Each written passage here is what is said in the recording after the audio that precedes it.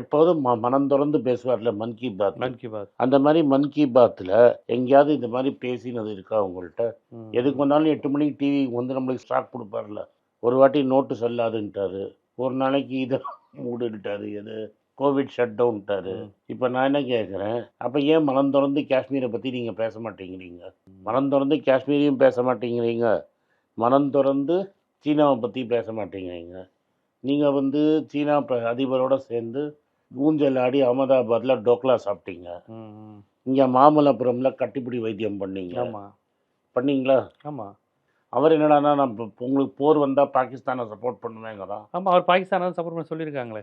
அப்போ ஏன் உங்களை அப்போ அமெரிக்கா நம்மளை சப்போர்ட் பண்ணுமா? இல்லையே, அமெரிக்காவுக்கு இன்றைக்கி ஏதோ கிரிப்டோ லேண்டு, ட்ரம்ப் கிரிப்டோவை வச்சு நீங்கள் என்ன வேணால் பண்ணிக்கங்கன்னு பாகிஸ்தான்காரன் சொல்கிறானே. அமெரிக்கா சொல்லிச்சா?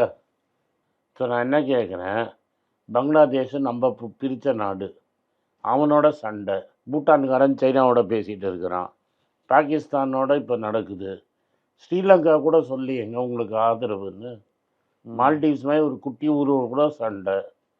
நான் என்ன கேட்குறேன், 11 வருஷமாக நீங்களும் ஆட்சி பண்ணுறீங்க, ஒரு ஊர் அது இந்தியாவுக்கு ஆதரவுன்னு சொன்னாங்களா?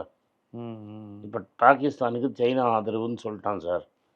இந்தியாவுக்கு ஆதரவுன்னு ஏதாவது ஊர் சொல்லியிருக்குதா? இதுவரை இல்லை. இல்லையே.